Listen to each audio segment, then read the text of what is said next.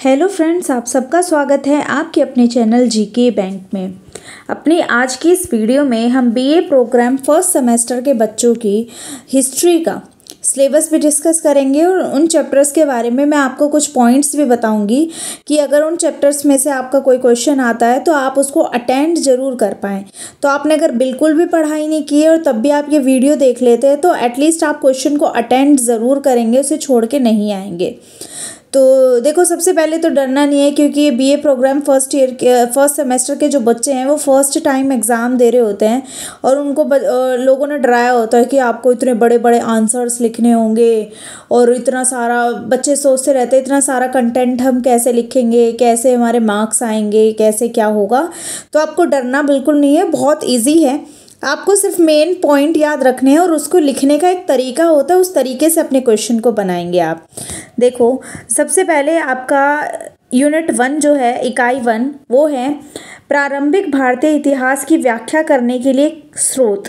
यानी कि हम इतिहास के बारे में जानते हैं कुछ स्रोतों के ज़रिए। वो स्रोत क्या क्या हैं? तो अब ये देखो, मैंने इसमें 8 पॉइंट्स लिखे हैं। इन्हीं 8 पॉइंट्स से आप इतने पेजेस भर सकते हैं।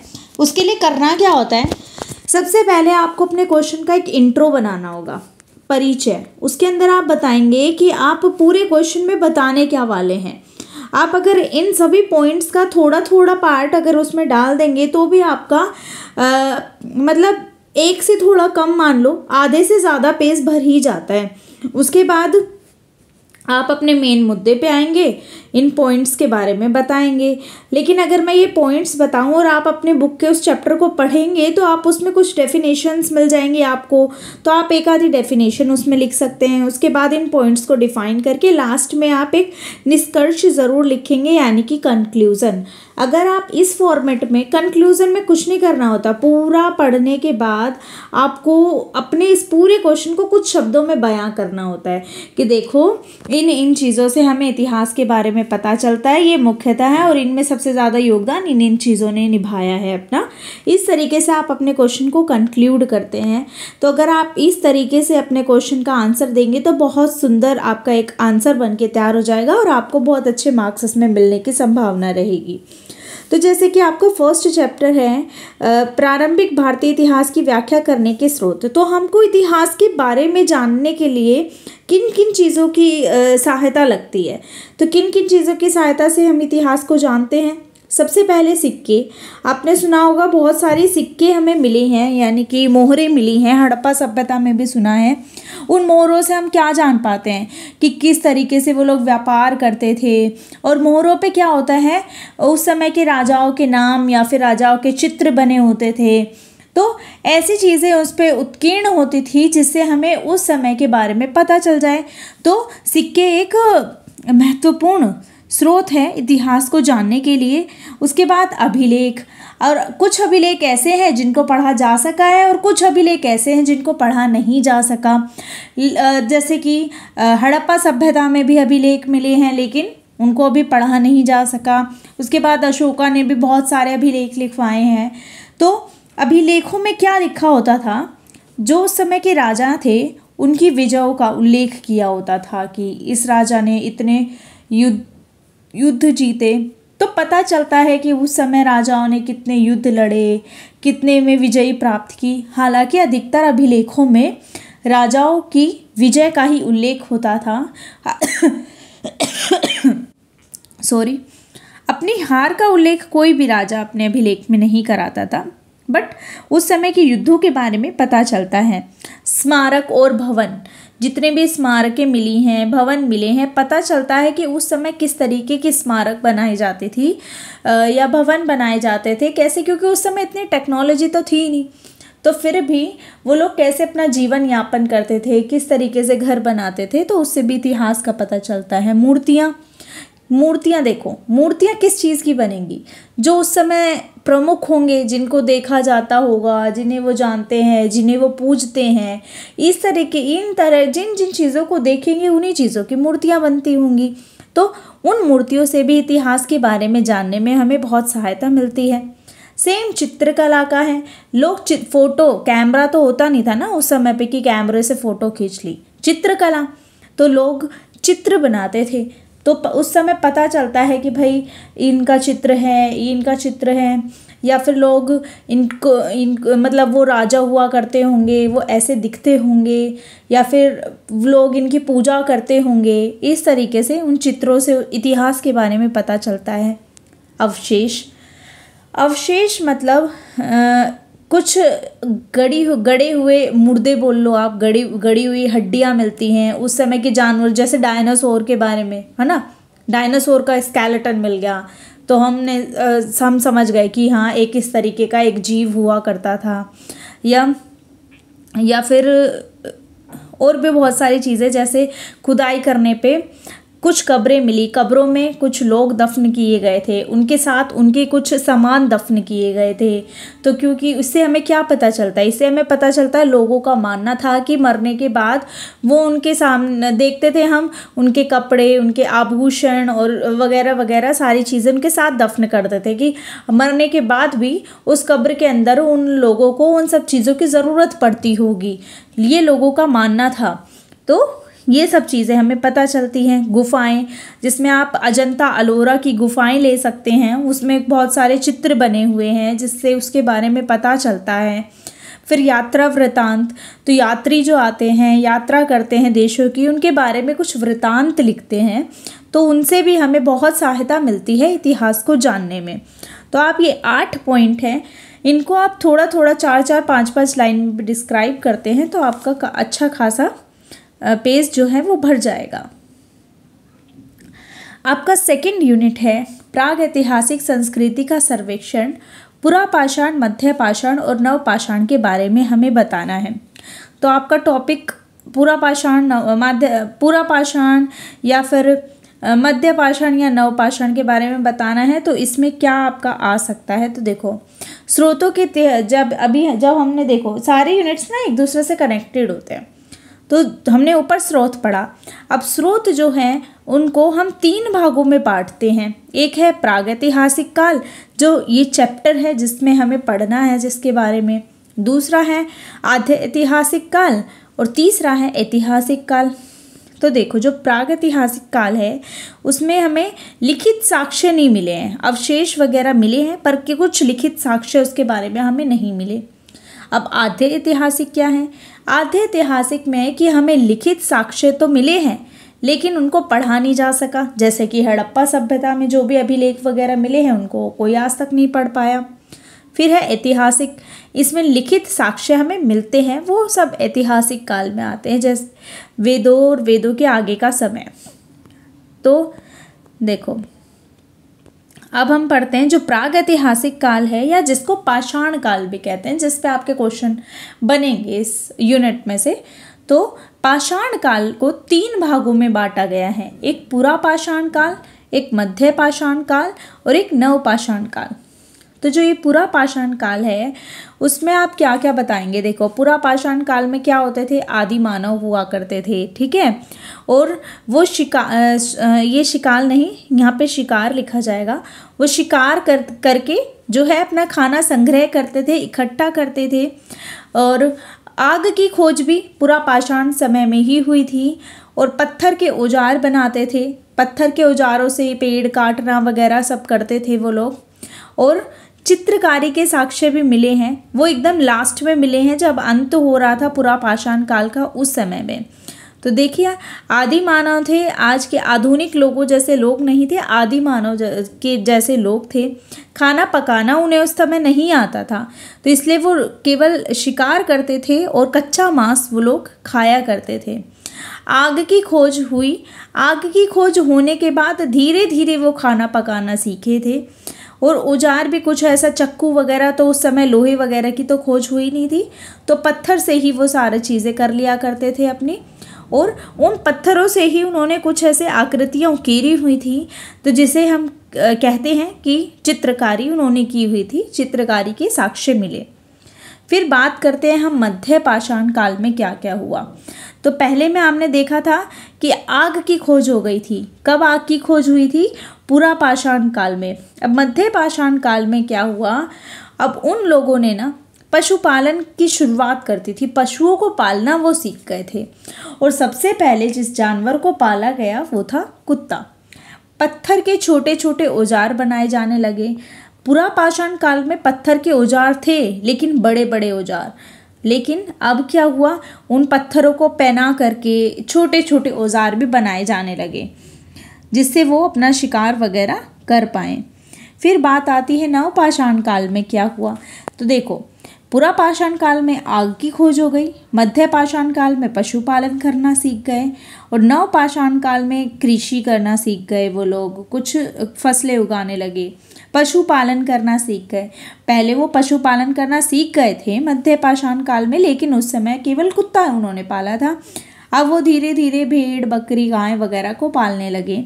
स्थायी निवास हो गए। देखो, अगर वो खेती करेंगे, जानवरों को पालेंगे, तो फिर कहीं ना कहीं उन्हें ठहरना भी तो पड़ेगा। कृषि करेंगे तो कृषि को तो ये तो है नहीं आज उगाई कल चल दिए, फिर वहाँ उगाई फिर चल दिए, है ना। कृषि को जहाँ पे भी कोई खेती करेगा तो वहाँ रुकना तो पड़ेगा। स्थायी निवास बनाना शुरू हो गया। तो जहाँ स्थायी निवास बनेंगे तो वहाँ पे स्थायी बस्ती भी बनेगी, तो समाज बनने लगा, बस्तियाँ बनने लगी। और नवपाषाण काल में एक और बड़ा आविष्कार हुआ, वो था पहिए का आविष्कार। अब देखो, मेहरगढ़ में क्या हुआ है, गेहूं और जौ के साक्ष्य मिले हैं। इट मीन्स उन्होंने गेहूं और जौ उपजाना शुरू कर दिया था नवपाषाण काल में। तो ये सब चीज़ें हैं, ये पॉइंट्स हैं कि आप इन पॉइंट को लिख के इनको 2-3 लाइन में डिस्क्राइब कर दो कि आदि मानव अभी के मानव से थोड़े से अलग परंतु मानव थे, शिकार करते थे। इसमें आप लिख सकते हो कि भाई उस समय खाना उन्हें बनाना नहीं आता था, खाना शिकार करके वो संग्रह करते थे खाने का, और कच्चा मांस आदि खाते थे। आग की खोज हो गई, आप लिख दो इसमें थोड़ा थोड़ा कि उनको फिर धीरे धीरे खाना बनाना आने लगा जब आग की खोज हो गई है। तो पत्थर के औजार वगैरह, ये पॉइंट है, इन पॉइंट को आप डिस्क्राइब कर दो अपनी भाषा में। अगर आपको पॉइंट भी याद रहेंगे तो आप 1-1, 2-2 लाइन में भी डिस्क्राइब कर देंगे तो भी आपका अच्छा खासा आंसर बन सकता है। बात करते हैं यूनिट 3 में, क्या है इकाई 3 में, हड़प्पा सभ्यता, प्रारंभिक शहरीकरण, नगर नियोजन, अर्थव्यवस्था, सांस्कृतिक पैटर्न एवं पतन। अब ये चैप्टर अपने आप में ही एक बहुत बड़ा चैप्टर है, इसमें किसी भी पॉइंट पे आपके क्वेश्चन बन सकते हैं। शहरीकरण पे, नगर नियोजन पे, जल निकासी प्रणाली पे, अर्थव्यवस्था पे, या उसके पतन के कारणों पे।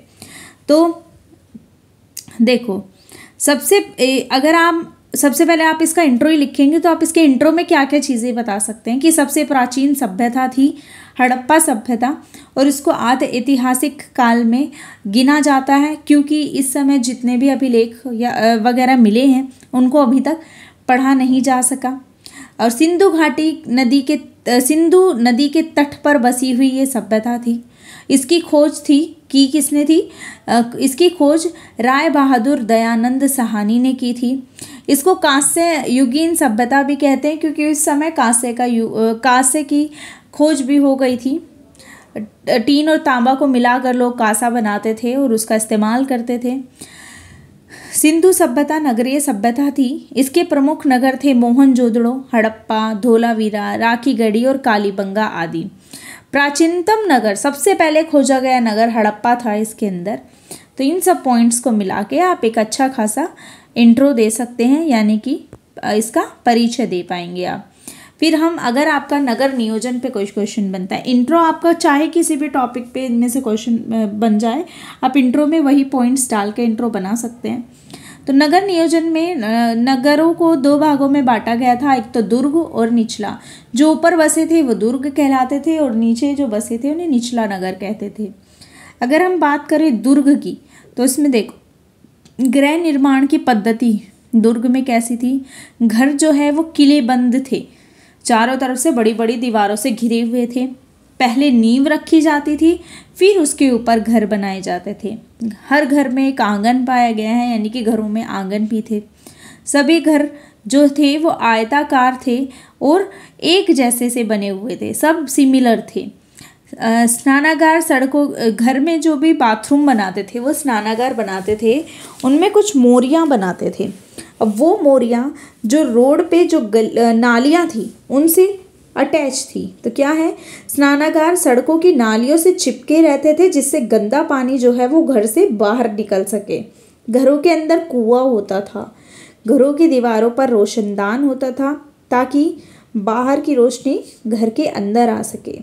सड़क की तरफ रोशनदान नहीं होता था, ज़्यादातर नहीं होता था, और जो एक आध घर में मिला भी है तो वो काफ़ी ऊंचाई पे मिला है। यानी कि क्यों इतना ऊंचा बनाते थे? ताकि बाहर के लोग घर के अंदर ताका झाकी ना कर सके। उनकी जल निकास पद्धति कैसी थी? एक खास जल निकास पद्धति का इस्तेमाल करते थे वो, ताकि घरों के गंदा पानी को घर से निकाला जा सके। सड़कें ग्रिड पद्धति से बनी हुई थी, जो एक दूसरे को समकोण पर काटती थी, वो ग्रिड पद्धति थी। नालियाँ ढकी होती थी और समय समय पर उनकी साफ सफाई का भी ध्यान रखा जाता था।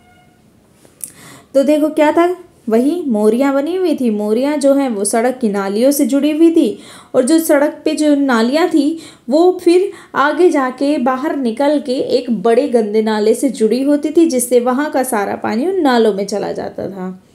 तो ये था उनका जल निकासी पद्धति।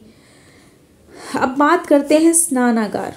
मोहनजोदड़ो से स्नानागार के साक्ष्य भी मिले हैं। देखकर लगता है कि इनका प्रयोग धार्मिक अनुष्ठान या धार्मिक त्योहार होने पर किया जाता होगा। स्नानागार को बनाने के लिए कच्ची पक्की ईंटों का यूज़ किया था, कच्ची ईंटें भी पक्की ईंटें भी।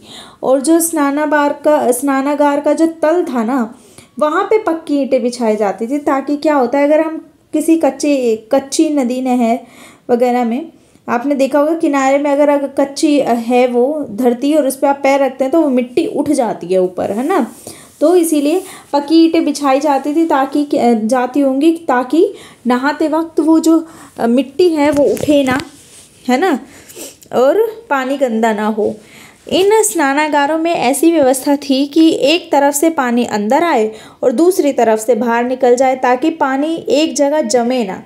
इससे क्या होता, पानी गंदा हो जाता, तो लोग नहाते रहते थे और दूसरी तरफ से गंदा पानी जाता रहता था बाहर। स्नानागार के अगल बगल कक्ष बने हुए थे, कुछ कमरे बने हुए थे, जिसमें जो है आदमियों व औरतों के अलग अलग कमरे बने हुए थे। वो शायद से वहाँ पे कपड़े बदला करते होंगे अपने। अब अन्नागार व अन्य भव्य इमारतें भी मिली हैं। अन्नागार का इस्तेमाल करते थे क्या करने के लिए? अन्न जो होता था उनको जमा करने के लिए, ताकि किसी भी आपदा या विपदा में उस जमा किए गए अन्न का प्रयोग किया जा सके। अब बात करते हैं निचला शहर। सामान्य लोगों का निवास, तो श्रमिक लोग जो हैं वो निवास करते थे निचले शहर में। दुर्ग की तुलना में कम समृद्ध थे।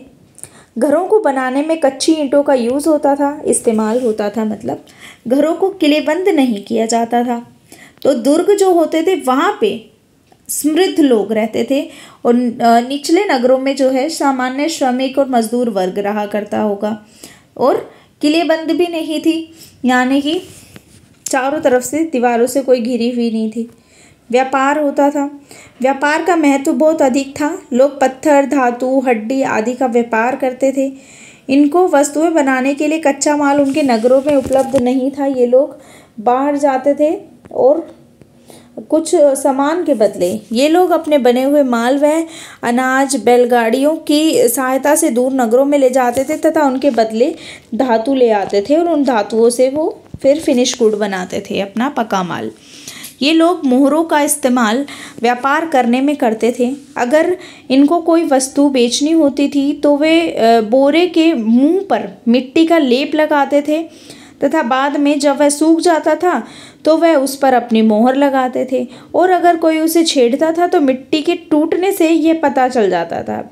सभी व्यापारियों के पास अपनी एक अलग मोहर हुआ करती थी, जो उनकी पहचान को बताती थी। अगर आपका क्वेश्चन अर्थव्यवस्था पे आता है तो आप ये सब वो पॉइंट्स भी डाल सकते हैं, आप उनमें से भी कुछ पॉइंट्स और ये पॉइंट्स भी, कि अनेक प्रकार की आर्थिक गतिविधियों के साक्ष्य मिले हैं। पहला तो कृषि। 9 प्रकार की कृषि करा करते थे वो लोग, मुख्यतः गेहूँ, जौ और चावल आदि की ज़्यादा। चावल के साक्ष्य रंगपुर व लोथल जो गुजरात में है से मिले हैं। और हड़प्पा वासियों को विश्व में सर्वप्रथम कपास की खेती का श्रेय दिया जाता है। सबसे पहले कपास की खेती की हड़प्पा सभ्यता में। कालीबंगा से जुते हुए खेत के साक्ष्य मिले हैं, यानी कि हल का भी वो प्रयोग कहीं ना कहीं करते होंगे। मिट्टी का हल भी मिला है बनावली में। तो मिट्टी से हल बना के उनको सुखा के पका के जैसे भी, और उनसे खेत जोते जाते थे। इस सभ्यता के लोग मुख्य रूप से सिंचाई के लिए नदियों पर निर्भर थे, लेकिन मानव निर्मित तरीकों का भी प्रयोग किया जाता होगा, ऐसा प्रतीत होता है। फिर हम बात कर लेते हैं पशुपालन की। तो वो पशुपालन की शुरुआत भी हो गई थी। विभिन्न प्रकार के पशुओं को पालते थे ये, जैसे कि बैल को, भेड़ को, बकरी को, ऐसे मवेशियों को। भेड़ बकरी की वही है ऊन, वो बाल से वो ऊन का करते होंगे बिजनेस। शिल्प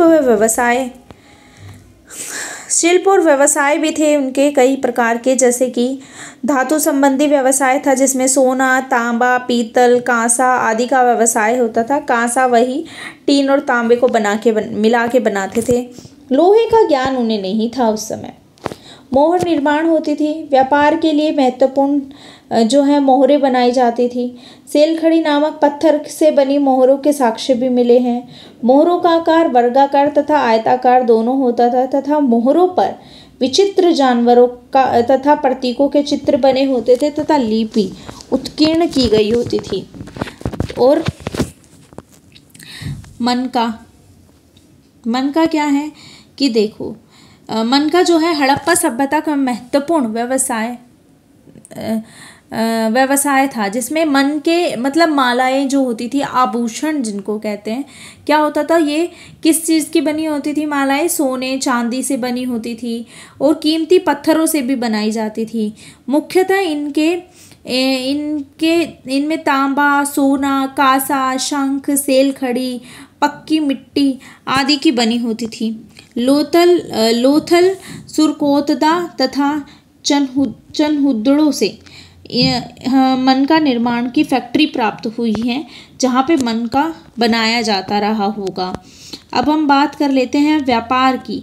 तो हड़प्पा वासी जो है बाह्य और आंतरिक दोनों प्रकार के व्यापार करते थे। इसके अभिलेखित तथा पुरातात्विक दोनों प्रमाण प्राप्त हुए हैं। अभिलेखों के साक्ष्य मेसोपोटामिया के अभिलेखों से पता चलता है कि मेसोपोटामिया वासी अपने पूरब के 3 क्षेत्रों से व्यापार करते होंगे, दिलगुन, मगन और मेलुहा। उत्खनन के साक्ष्य मिले हैं। उत्खनन में क्या मिला?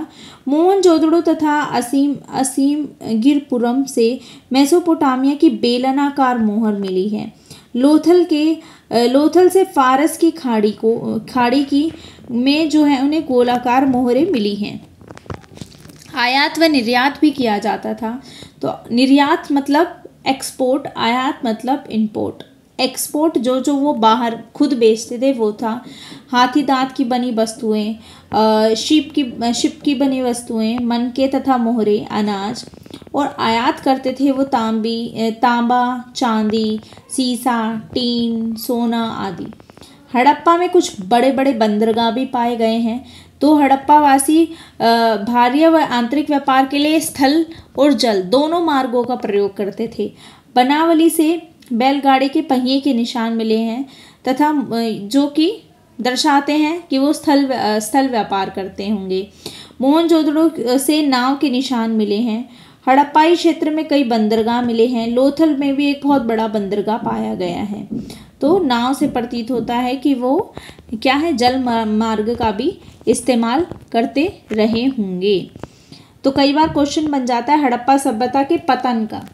तो इसका सभी विद्वानों में मतभेद है इस मुद्दे पे। कोई विद्वान एक चीज़ को सटीकता से कह ही नहीं सकता कि इस कारण इस सभ्यता का पतन हुआ होगा। तो पहला है बाढ़।